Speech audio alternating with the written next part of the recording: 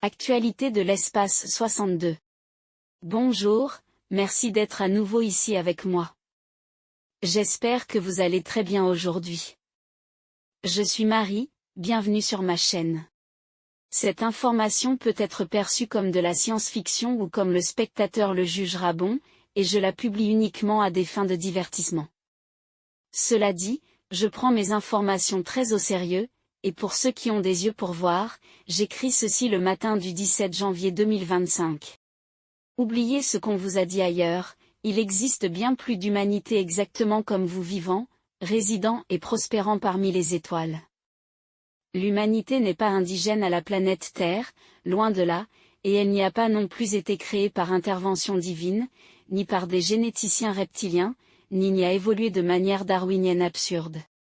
Ceux qui détiennent le pouvoir ont longtemps imposé l'idée que l'humanité est isolée sur Terre, ainsi que celle que les humains sont limités, endommagés, incomplets ou modifiés, uniquement dans le but de contrôler la population et de diminuer la connexion divine de l'humanité avec la source, ainsi que ses pouvoirs de manifestation créatrice du monde. Tout ça pour que les humains manifestent des choses négatives pour les contrôleurs. Pendant longtemps, le cabal qui contrôle la Terre a essayé de mettre la main sur la civilisation tégétienne, comme une étape vers l'invasion de tout le système stellaire des Pléiades M45. Sur Terre, on dit qu'ils veulent établir ce qu'on appelle un « gouvernement mondial ». Et selon les théoriciens du complot, ils travaillent dur pour y arriver. Cependant, de mon point de vue, ils contrôlent déjà la planète Terre entière depuis des siècles, au moins depuis le dernier réajustement social, qui, selon toutes les données, aurait eu lieu au cours de la première moitié du XIXe siècle. Toujours selon mes données, la Kabbale a le contrôle de l'ensemble de la planète depuis cette époque, à l'exception peut-être de quelques États-nations ou régions plus petites qui, bien que sous leur contrôle à un niveau géopolitique plus large, ont encore des dirigeants locaux vaniteux et pas entièrement coopératifs avec les sociétés secrètes liées à la Kabbale, ce qui provoque des guerres d'invasion plus petites ou localisées, poussées par la Kabbale à des fins de contrôle, toujours sous de faibles prétextes comme la libération de leur population de dictateurs cruels. En dehors de cela, les conflits à plus grande échelle de type régional, et en particulier les conflits mondiaux, sont un théâtre cruel pour les peuples, où la Kabbale contrôle les deux camps et ne perd donc jamais, tandis que la population civile, elle, perd se retrouvant décimée comme prévu, dans une manœuvre de contrôle démographique destinée à dévaster des générations entières et à redistribuer les ressources économiques et le pouvoir entre leurs nations planétaires. Mais à l'exception de quelques endroits plus ou moins désobéissants sur Terre, ils contrôlent l'ensemble de la planète au point que la guerre froide et les conflits entre l'Est et l'Ouest ne sont rien d'autre qu'une pantomime cruelle. Et quiconque a des yeux pour voir peut lire les signes menant à cette conclusion, dans les symboles utilisés par les deux camps, qui sont les mêmes, peut-être avec une légère variation, mais généralement non. On peut voir que les gouvernements supposément opposés obéissent aux mêmes suzerains de la Kabbale, lesquels contrôlent tout en coulisses. Des exemples en sont la Russie et les États-Unis, ou encore l'Allemagne et l'Angleterre durant la Seconde Guerre mondiale.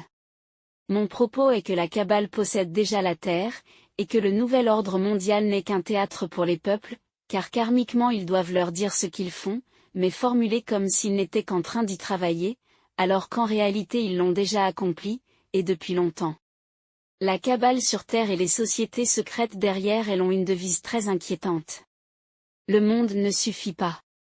Cela peut être vu dans un des films de James Bond portant ce nom, mais ce n'est de loin pas le seul endroit où elle apparaît.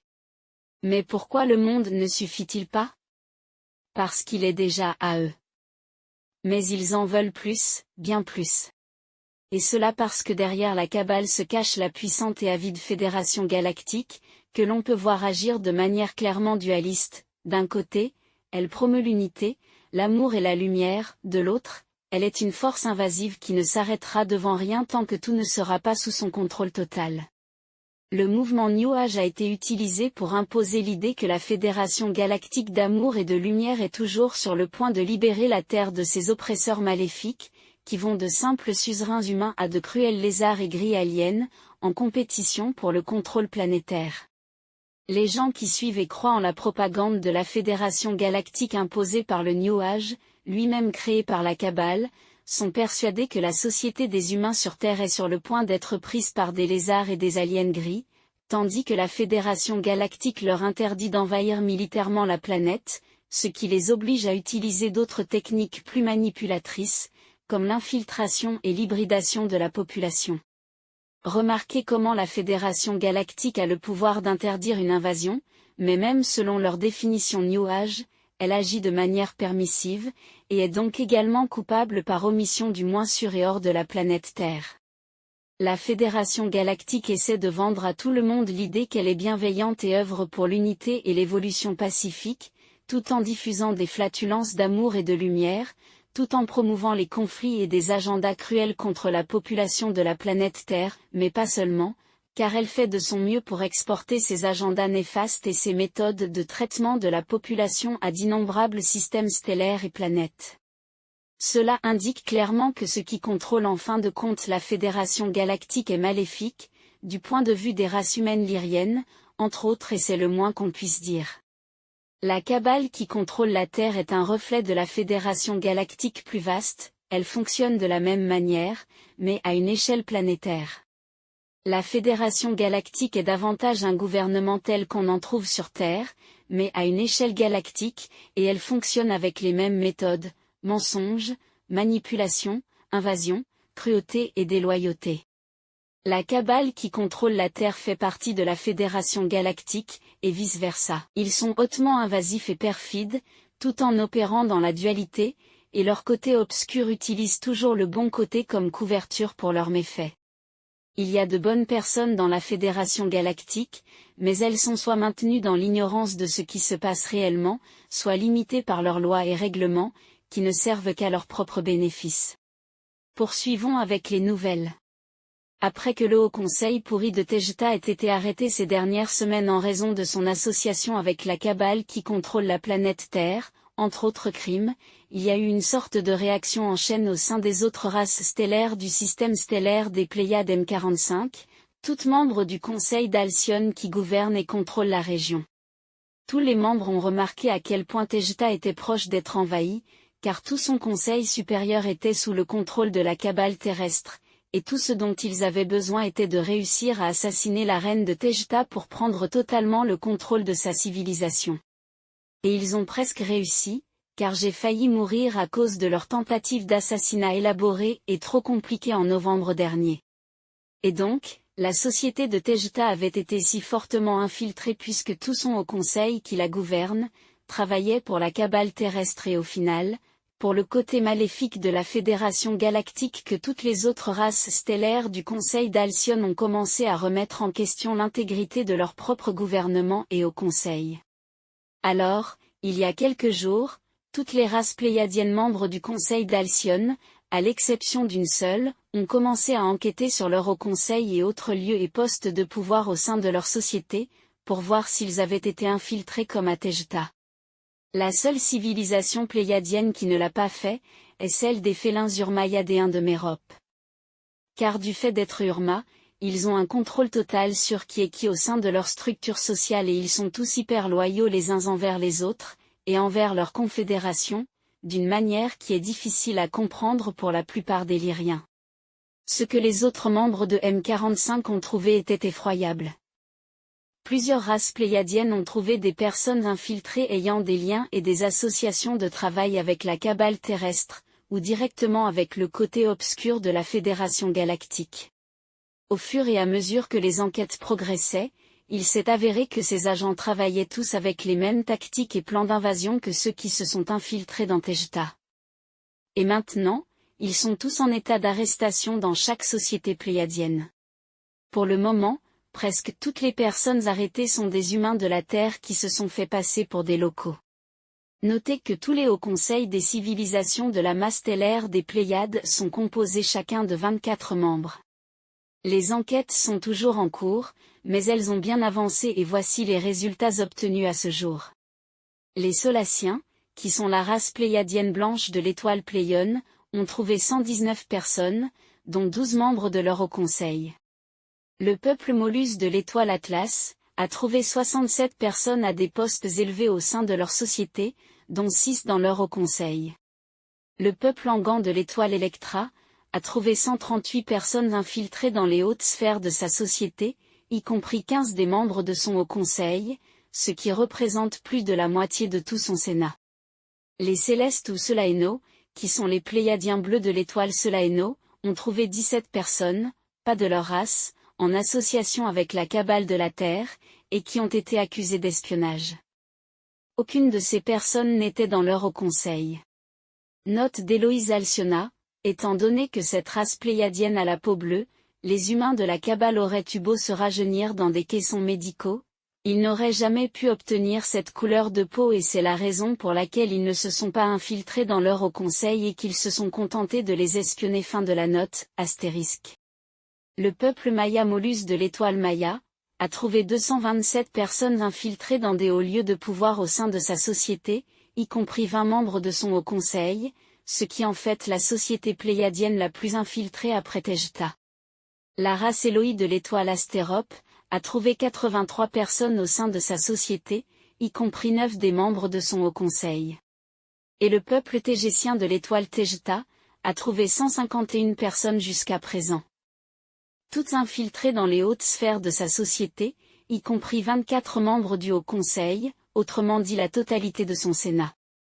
Cela nous donne un total de 802 agents de la cabale terrestre infiltrés dans des postes élevés au sein de plusieurs cultures et sociétés du système stellaire des Pléiades M45, tous actuellement arrêtés et sous garde, et qui seront remis au peuple Yad et Urma des Pléiades pour être traités à la manière Urma. Ces 802 personnes qui ont été arrêtées jusqu'à présent, ne comprennent pas les innombrables humains de la Terre ayant aussi des liens avec la cabale, mais qui se cachaient dans ces civilisations et qui n'étaient pas, ou pas encore, opérationnels ou avec une place officielle au sein de chaque société. À cela s'ajoute que, dans les cultures et les nations stellaires du système des Pléiades, je suis très heureuse de vous informer que les Antariens, qui ont récemment signé le traité de coopération avec le Conseil d'Alcyone et la Confédération Urma, ont eux aussi commencé leur enquête. Je n'ai cependant pas encore de données sur leurs résultats. Je suis fière de savoir que j'ai déclenché cette réaction en chaîne, et maintenant nous sommes tous en train de sortir les ordures. Je suis consciente que d'innombrables personnes occupant des postes puissants veulent me faire disparaître, mais je ne serai pas une cible facile, alors qu'ils fassent la queue. Je n'ai pas peur d'eux. Je vais m'occuper de tous ces personnages envahissants, abusifs et sans âme, et ce en respectant les mêmes règles et règlements que leur chère Fédération Galactique a imposés au reste d'entre nous. Et tout cela affectera inévitablement ce qui se passe sur et autour de la planète Terre, car elle est en plein cœur de l'action. La Fédération Galactique locale, qui envoie toujours ses représentants les plus positifs et aimants pour parler, n'a émis aucun commentaire ni déclaration à ce sujet, du moins pas encore. Dans d'autres nouvelles liées, le nouveau Conseil supérieur tégétien et moi-même avons modifié une partie du contenu éducatif de la première section de ce qui est enseigné à l'Académie spatiale tégétienne dans la ville de Toleka, à Témé. La partie que nous avons changée concerne ce qui se passe sur Terre, car auparavant, on enseignait aux étudiants des âneries approuvées par la Fédération Galactique, disant que la Terre est une planète en évolution, avec de grandes opportunités pour les âmes d'y incarner, car elle est proche de l'ascension et de la libération des forces régressives oppressives. Ce contenu a été extrêmement nuisible, car d'innombrables âmes de toute la galaxie, et peut-être même d'ailleurs, ont été dupées en croyant qu'il était merveilleux de s'incarner sur Terre pour y assister à son ascension planétaire. Le niveau de dégâts et de souffrances causés par cette propagande de la Fédération Galactique est incalculable. À présent, ce qui est enseigné à l'Académie spatiale de Tejta est la réalité de ce qui se passe sur Terre, avec des détails, des exemples, ainsi que toute son exopolitique et les plans de la Kabbale, lesquels débordent sur d'innombrables autres civilisations. Comment ils opèrent, et ce que les populations humaines et non humaines y expérimentent, y compris cette idée terrible selon laquelle la souffrance est le seul moyen de parvenir à une croissance spirituelle rapide. Cette modification du programme éducatif qui est le seul changement pour le moment, bien que d'autres suivront bientôt, a été déclarée par le siège local de la Fédération Galactique à bord du Viera Andromedia comme une violation directe de la loi spatiale sur l'homologation de l'information, telle que stipulée dans les traités de coopération de la Fédération. Il y a seulement 2 jours, j'ai eu une vive dispute avec le représentant de la Fédération Galactique chargé de me convaincre de revenir au programme éducatif d'origine, et nous n'avons trouvé aucun terrain d'entente. J'ai déclaré qu'il n'avait aucun droit d'imposer ce qui doit être enseigné à Tejta, et j'ai aussi affirmé que je n'ai signé aucun de ces accords, et que mon administration est nouvelle, avec ses propres règles. Je sais que je vais devoir les affronter à nouveau, même si j'ai envoyé ce représentant se faire cuire un œuf dur.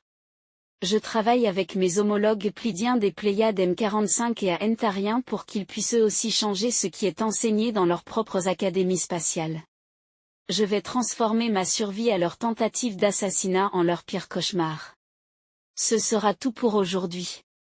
Comme toujours, merci d'avoir regardé ma vidéo, et merci pour vos likes, partages et abonnements, cela aide beaucoup cette chaîne à grandir. Et j'espère vous retrouver ici la prochaine fois. Avec beaucoup d'amour et de reconnaissance. Votre amie, Marie.